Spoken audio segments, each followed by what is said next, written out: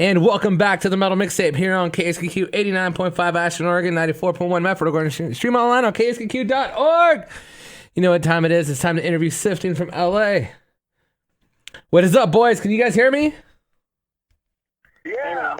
What's up, man? What's up? Welcome to the Metal Mixtape, dude, here in KSKQ, Ashland, Oregon, Medford, Oregon, and around the world. How the hell are you? Pretty good. Dude, I'm so happy I was able... Oh, of course, dude. I'm so happy that I was able to get all four of you guys onto the line, dude.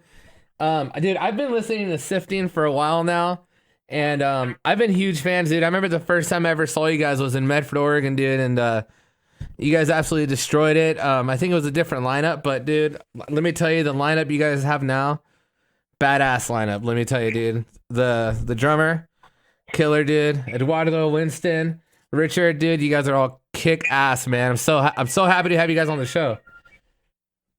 Thank you, man. Thanks, man. We're happy to be here. Of course, dude. So before I get into all the awesome music and stuff and all that, so are you guys are all in California right now, right? Yeah. So are you guys getting quarantined at midnight? Yeah, sure.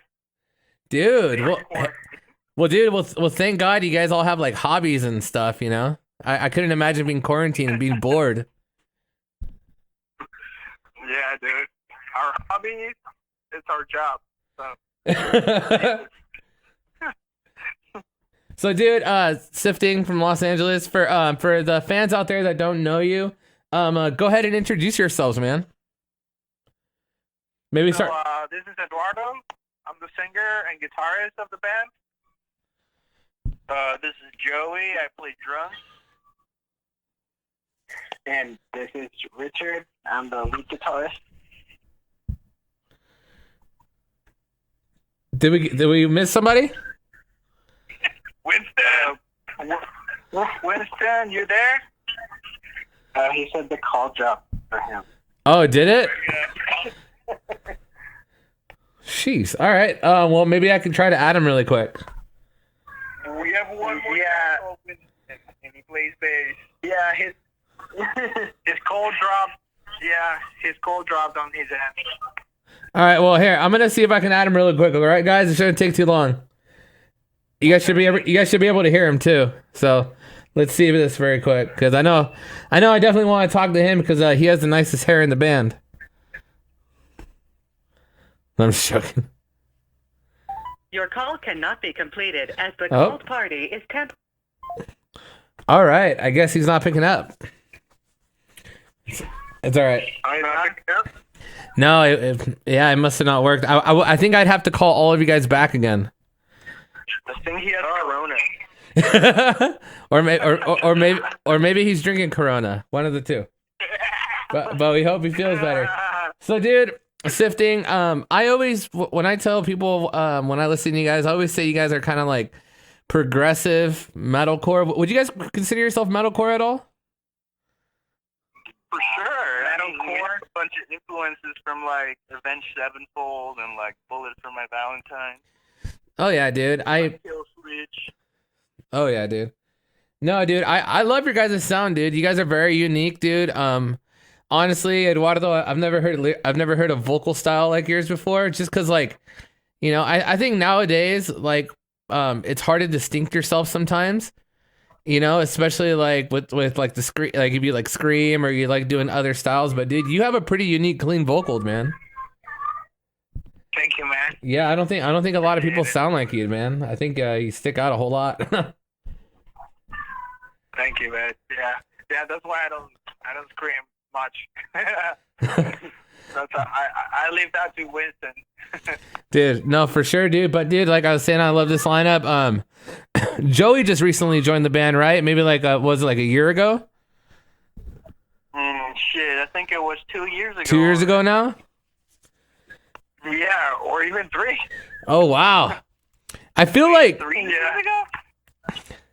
I don't know, man. We missed the birthday. I almost feel it was like by the end of 2017, right? Yes. Yes. Yeah, because we went on tour when we played with Tarja. It was November 2017. Oh, okay. Yeah, exactly. You joined like in October, I think. Okay. Yeah, 3 years ago almost now. Dude, that's insane, dude. I remember when Joey first joined the band, dude, because like I said, I follow you guys pretty close. So, Eduardo, dude, I have a couple Sifting CDs here. So, dude, how long has this Sifting been around, dude? Because I've seen since the very beginning, a ton of lineup changes. And I'll definitely tell you one thing: the lineup you got now is badass. But how did Sifting come about to start, man? Like, tell me the beginnings, dude, till now. Oh well, we started in 2010. I started it in Venezuela, where I'm originally from, and it was a really nice lineup. The drummer for Tetrarch is a band from LA. Was the drummer at that time, Ruben Limas, and we just released the album there, The Overhated, in 2013, and then we moved here to LA, and then we released the second album, but it was a totally different lineup because you know how it is with musicians. It's always hard to find someone that's actually committed or really interested in the project. Yeah. Because, that's what it is about. People have to be interested in the project, feel it that its own project. That's the only way to keep people committed. So that's how everything started. So, dude, how do you keep your head so leveled, man, through all these changes? Especially what made you want to move over to Los Angeles from Venezuela? Well, the first thing was we had an invitation to play at the South by Southwest in 2013. Yeah. And we came here and play in Austin, Texas, and dude, it was amazing. I mean, I'm not saying in Venezuela they don't support metal. Of course they do. There's a great movement there, but people, the situation in Venezuela has been, being, really bad for a while, and people just don't have the money to support bands, Yeah. And if people want music from the band, they're just gonna download it illegally because if not, they don't listen to music at all, So, it's impossible to get a CD there. So same with the merch, People get merch from, in the streets. They never get it from the band because it's too expensive. So it's hard for, people in Venezuela to support bands. So we didn't make much money there. And when we came here in Austin, Texas, dude, everyone bought all the shirts, all the albums, we sold out. That was incredible. And there was, this clothing brand in there, and they saw us, and they said, they wanted to sponsor the band. And, a lot of things happened that we never, ever saw in Venezuela happening to us. So we were just dude, I think this is the place we need to, be. So we just made the decision of coming here. So, dude, that's awesome, man, and that's serious dedication for music, man. And that's what I love about you guys too, is that when I watch your guys' live videos of you guys playing, and even even your guys' music videos, man, you guys put so much passion into it. I think one of the biggest things for any band is that you can sound good on a record, man, but if you're not out there being an entertainer and really enjoying yourself, I think those are the bands that stand out, dude. And I remember seeing you guys live, even here in Medford. You guys gave it your all, it doesn't matter if it's 5 people or 500, dude. You guys really bring it, dude. And I love how you guys are always have smiles on stage, always really enjoying it, dude. It's one of my favorite things about you guys. Thank you, man. We really enjoy it. Oh yeah, dude. So, Sifting. So, I just saw that recently you just got Richard back in the band, right? Yep. Yeah. By the way, Richard, I love watching your guitar videos. You shred, bro. Thank you, man. Yeah. So how long ago was your guys' last release? Because I remember you guys just had another guitar player, and you guys released an album. And how long ago was that release? That was in late September last year. So the album was September 26th. Oh, okay. So are you playing a lot on that album now live with the band now, Richard? Yeah. I mean, we all recorded the album together and stuff like that. So it was just for the music videos. Oh, okay, for sure. I'm physically not there. It's just the music videos. Oh, okay, yeah. You're better looking than that other guy, anyways. I'm just joking. For sure. No, but dude, I'm so excited. So, what are your guys' plans this year, dude? I know the coronavirus has been holding everybody back. I can't tell you how many tours I've seen canceled, how many shows I've seen canceled. So, what are you guys' plans since you guys are kind of just like stuck at home? Like, what do you guys do as a band to keep progressing when you're not able to be in the same room together?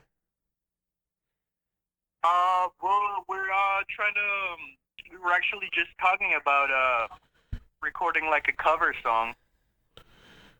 Oh yeah? Releasing it as a single, yeah. Are you guys able to release that information on here? What do you guys kind of cover, or is it like a no? Well, we're not sure yet. So when it comes to like a cover song, do you guys all have similar inspirations, or do you guys just all kind of just like one person picks a song and everybody kind of just okays it? I don't know. I think we all have different inspirations, but ultimately, if it's a good song, then we all agree on it. Right? No. Yeah. No, that's badass, dude. We come from different backgrounds. Richard and I are more like, classical, the classic rock era, and the classic metal era, and Vince and Joey are more like the modern guys of the band.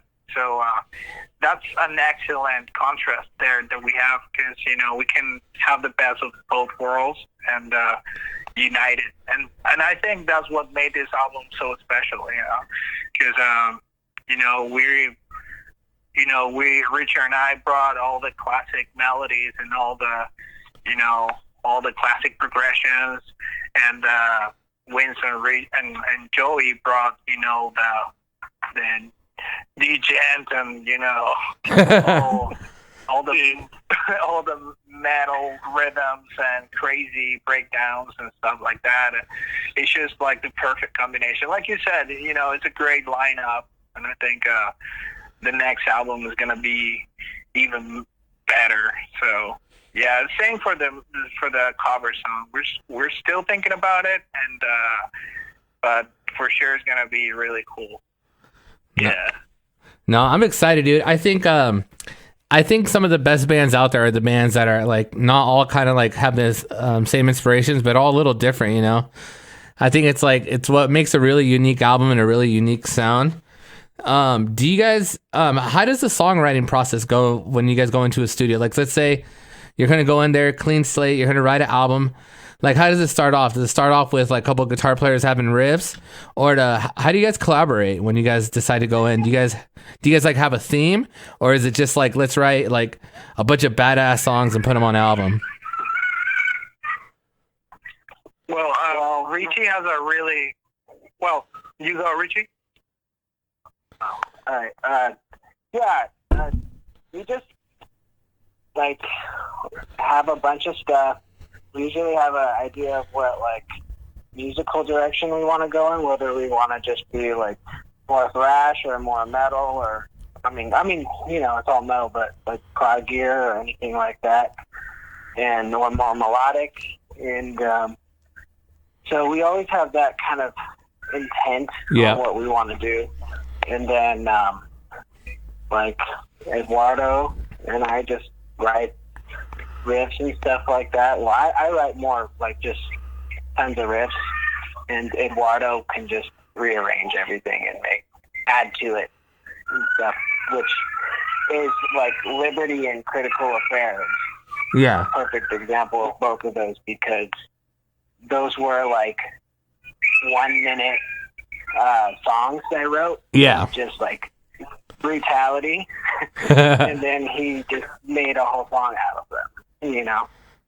Oh, yeah. So that's how we do it. And of course, you know, once Winston and Joey start playing on it, you know, Winston singing on it, and Joey's like freaking octopus on drums. So yeah, it's like amazing sounding. Yeah, no, I always say that like the drummer has a lot to do with like how heavy a riff is or how melodic a riff is, dude. Totally. You know what I mean? Like you can literally play. Yeah, you can literally play one riff and literally throw 10 different drummers behind it, and they sound like a completely different riff each time. You know? Yeah, the drummer is very true. Riff. Yeah, so no, honestly, dude, like when I saw Joey come into the band, dude, the first thing I noticed is how brutal he was, dude. Like, Joey, you shred on those drums, man. Like when I first started hearing the music with you joining the lineup, dude, like you freaking kill it, dude. And yeah, dude, the new Sifting sound is just freaking awesome, dude. And of course, Winston, dude, he's all over the place on his bass, you know. And I always like that in a band where like everybody in the band can handle their own on their instrument and just really brings it. Yeah. You know, I think that's one of the reasons why like I really love Dream Theater is because everybody in that band is just like, you know, it's really musically talented and they bring it on all aspects. Yeah, that's actually something I've always wanted to, and like if I was going to be in a band, I always wanted to have like amazing, everyone's amazing at their instrument or has a time to shine in every song or something, you know. That's something that I really love too. So. Yeah, no, for sure, dude. No, and that's what's so killer about you guys. So so after this whole coronavirus and everything kind of blows over, so you guys said you're gonna write, you're gonna start playing a cover song. It sounds like you guys are gonna start possibly a new album. But did you guys have any shows that you guys had to cancel due to the coronavirus going around? No, not really. We did. We are currently looking for a booking agent right now, so we didn't really have any shows planned. Okay. But I think that was a good thing, because otherwise it would have been canceled. Yeah. No, for sure. So you guys are a part of Eclipse Records, right? Yes, that's right. So how does that work when you guys go to book shows? Like, do they look for a booking agent for you, or do you guys have to independently look for a booking agent? We have to do the work, basically. Oh, really? Do they just give you gas money? Yeah. I mean, yeah, it's kind of weird when you're not like a huge artist with record labels. But it's kind of like a give and take situation. But mostly, like, record labels don't take care of booking shows. Okay. That's like a completely different thing. Like, for that, you need, like, management and a booking agent and stuff. But, I mean, they're giving us contacts and stuff. Like, they help us, like, with giving us lists of, like, people to reach out and stuff. But we're the ones who actually have to do the work. Okay. So how do you guys go about, you know, I've seen you guys play with a ton of bigger bands, do all these tours. Like, do you guys constantly get offers that you guys have to turn down, or are you guys, like, pretty selective, or... How do you guys go about shows? Do you guys like doing them in spurts? Like going on, because I know a lot of bands that will like, they won't do shows for like 3 months and then they'll go like on a big old tour. Then they won't play for a couple months, go on big old tours. Like how do you guys go about selecting shows?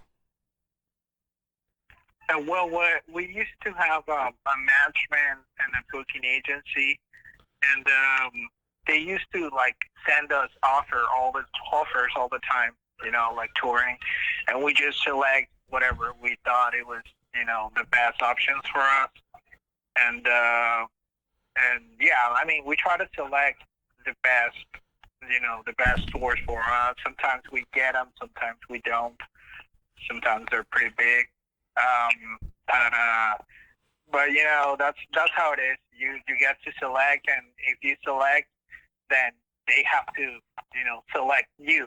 They have to approve you.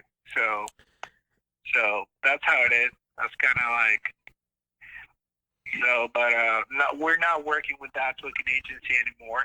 So we have to look for another one. Okay. But yeah, that's how it usually works. Dude, that's badass, dude.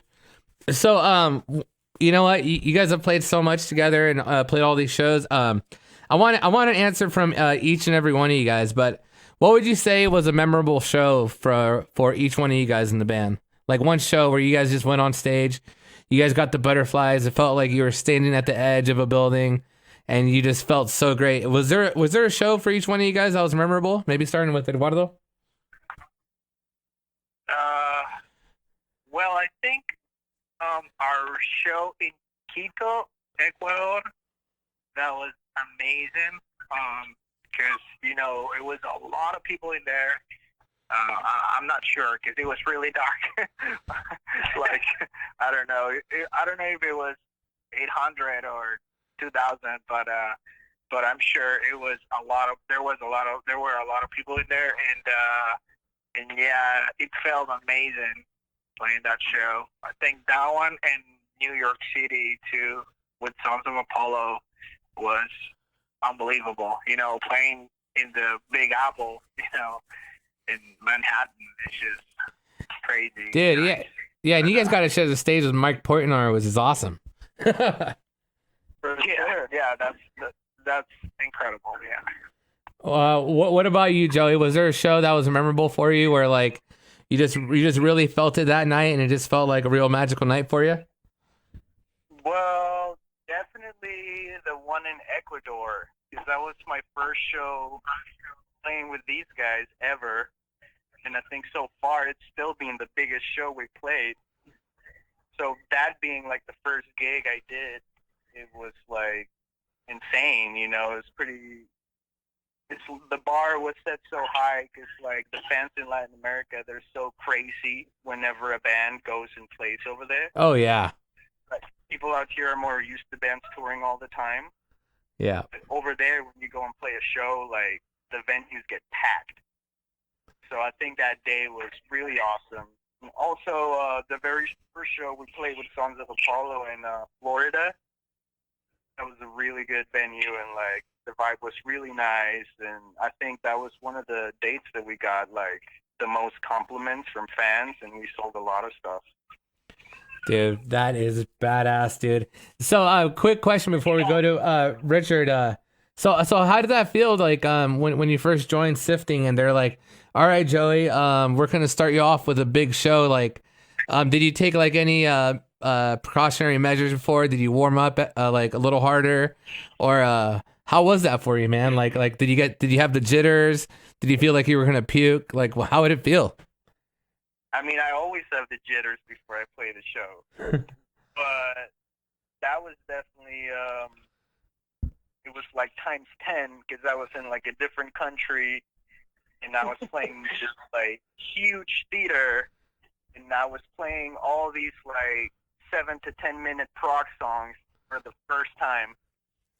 So that definitely, like, I was smoking a lot, cigarettes. I was just like nervous, and up to like setting up to before the show was like so nerve wracking because like the first band that was gonna open, they had to like get pushed out of the show because the headlining band Tarja, they lost some like equipment at the airport on their flight there, so they took forever to do sound check. We didn't even get to do sound check. We basically just like got there and like set up, and it was like, okay, go. Wow. The whole thing happened like so fast. But in the end, it was like, holy shit, everything was perfect. Every note was great. Wow. And I think because of that, after that night, it was like clear to these guys and to me that it was, it's fun to play together, Dude, that's freaking beautiful, man. That's a great story. So, what about you, Richard? What's a memorable show for you? Definitely like Quito, because that was the biggest show I've ever done. Before Sifting, I've never been in a band before. Are you serious? So, not like a real one. I was playing stuff, but, I mean, like, I think the most I've ever had in a band was like a 3-piece or something, like 2 guitars and like a drummer or something like that. And it just never went anywhere or anything like that. Of course, you gotta have a singer, and never had a bass player before, so. Yeah, Keto was like, I was super scared, and I remember like my foot shaking on the volume pedal. on that pedal board. And, but got through it, and it was super fun. It was definitely an experience. And we all played great, but it was hard, and especially back then I was really getting used to, like, playing in front of people still. And also, playing with Sons of Apollo was cool. I think in Vegas, New York, and San Antonio were like the ones where I really just felt like we're killing it hard. And San Antonio? That's the one that got canceled. No, is it Sacramento? Sacramento. Yes, that one. Yeah, that was a great show. Yeah, Sacramento was dope. Although there was a lot of people in that venue, so it was like a lot of energy going around, and everything just felt tight. It usually takes several shows for me to like start locking in with the rest of the guys. Sometimes it feels like, but I mean, whatever. So, that was a cool show. So on that tour with Sons of Apollo, did you feel like the very first show on that tour that you guys really just had to destroy the stage the first night, especially playing with like such great musicians like them? Like, was there a lot of pressure? Every night. Every night. Oh yeah, I bet like by mid tour though, you guys were just like slaying it left and right. Yeah, everyone's locked in together. Everything feels tight. It's like every night you just get better and better and better. And Sons of Apollo was a fun tour though. I mean, that's badass, man. And being on tour with those guys is a pretty surreal moment for us. Did you guys ever have like any? Did you guys ever party with Mark Poitner or anybody in the band that whole tour? We didn't party, but like we would like talk sometimes. Mike Portnoy came into our green room, and I think me and Eduardo were chilling. I don't know if Vince and Joey were in there, but like he like came in and he was like all like buzzed or something, and he's like, "Man, what's that one instrumental song with all the time changes?" And Eduardo was like, "Epsilon?" And he's like, "Yeah, that one's insane." That was a pretty funny moment, but dude, that's such a cool moment, dude. It's like a moment you're gonna have forever, dude. So yeah, that's pretty funny. Dude, that's pretty awesome, man. So I'm gonna ask you guys a funny question for our interview, just because like I love asking funny stuff sometimes. Have you guys ever had like any fail moments on stage where like you guys, like, let's say an amp fell over, you broke a guitar string, you tripped over something? Did each of you guys ever have a fail moment on stage before? Like something really embarrassing, but it was funny? Well, I don't know if it was embarrassing, but one of the shows, I think it was Houston, right? I think my equipment has like 100 cables. It's like a huge range, with preamps, power amps, and like 6 pedals inside. And if one cable gets disconnected, like in the dark, there's no way you can see what's happening. So something really weird happened, and I had to like they said, like the intro started sounding, and I was like, oh fuck, my guitar is not sounding at all. I plugged the guitar. Yeah, I had to plug the guitar directly to the preamp and the power amp, I disconnected all my pedals, delays, and all the, the cool stuff that I have that makes the guitar sound good, and and just play raw, super raw. Like all the clean parts had to be played in distortion. Like it was crazy because we have a lot of clean parts and stuff like that, and I had to like lower the gain of my guitar like to the lowest, so it could sound kind of like a clean guitar. But and exactly when I had to play the first chord of the song, that's I finished connecting the guitar. It was like a miracle. Like and the song started like right there. I was like, oh my God, I made it. I had to play with the distortion all over the place all the time with the noise, no noise gate. Imagine that. Oh man. Yeah, but I mean, at least we survived, and of course, since that was the other thing, and that show, since I couldn't fix my guitar on time, I couldn't get dressed, so I had to play with my Nike shorts and a green shirt, like something I would never wear, in a live show. I had to play, red shoes, like all the stuff that I used to sleep my pajamas. I had to play like that. Yeah, so it's funny, but it went okay. Right on. What about you guys? You guys have not this tour particularly, but I'm talking about just like a moment where like you just had like a big malfunction. For sure. I mean, I think it was actually the first show, the one we were just talking about in Quito. Like I said, no way. Really have any time for like sound check, and like I wasn't really used to like hearing the backing tracks. So like Alone has this huge intro where it's just like sounds and like cinematic noises, and there's really no click. So since we started with that song, like I hit play, and I was freaking out the whole time because I was just like, dude, I can't hear the click. I can't hear the fucking click.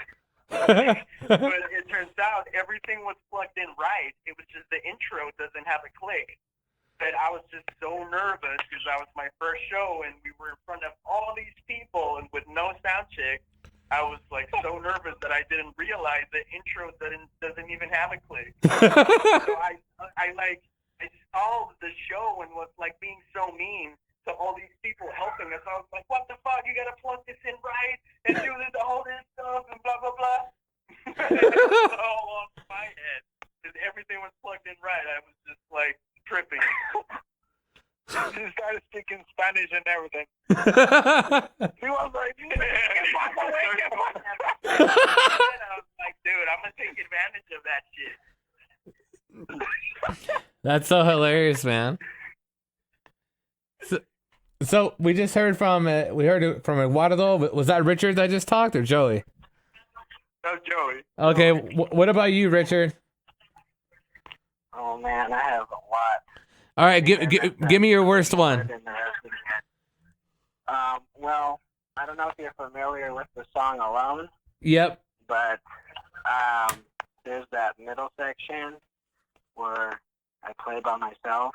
Yep. And everybody leaves the stage. So I've butchered that many times, and I did it on the Sons of Apollo tour also. And, it's like the guys are telling me that Eritrean's watching the solo. Oh, man. I don't know this because I'm on the stage, but he's watching it and, just come up with like a really sour note in the middle of that solo or something, and it's like all pretty. And so that sucked. And also one time in particular in Wisconsin, there was like, all right, I'm not like a tech guy. I don't think I'm like some gear guru. And I have to ask Eduardo for help a lot of the times, especially back then. Yeah. And I was playing the Alone solo again, and there was like this huge feedback once I started doing the solo. Yeah. And so it was just like and everyone is off the stage, and it's just me by myself, and everyone's just looking at me trying to figure out how to control my pedal board, and it's just like a mess, dude. It's just a mess. So, I mean, I've had a lot of those kind of moments too.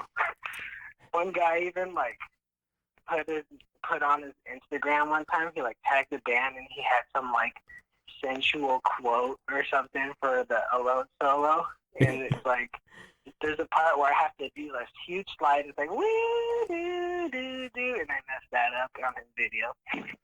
So it's up on there forever somewhere. I don't know. But oh man, yeah, that's hardcore, man. Hey, but you know what? It's what makes us human, man. And you know, sometimes you have to get through those rough moments to have those like really badass shows, dude. Yeah, I've had a lot of learning moments on stage.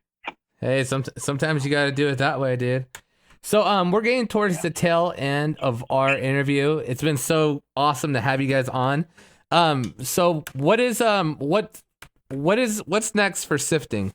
Is there a dream tour you guys after, or what do you what's your guys' goals for the year? Well, the dream is finding a booking agent to take us on tour for sure, and yeah, just trying to get like the right one, because the one we had, you know, it wasn't bad. Of course, we played with amazing artists, but you know, we weren't making enough money, you know, so we had to like move on to the next one, and so we're trying to get one booking agent so we can start touring ASAP, and we're gonna record a couple songs in between albums to kind of like, you know, since we're not touring right now, just gonna keep it alive. And we're gonna keep shooting some videos. We have some videos, you know, to release very soon. And yeah, that, and we're just gonna start working on the next album until, you know, we get some tours and shows so we can, you know, start playing for you guys. Sweet, man. Well, I know I'm excited for all the new music you guys coming out. Do you guys want to give any final words to your fans and all the listeners out there that are listening to your guys' interview? Well, yeah.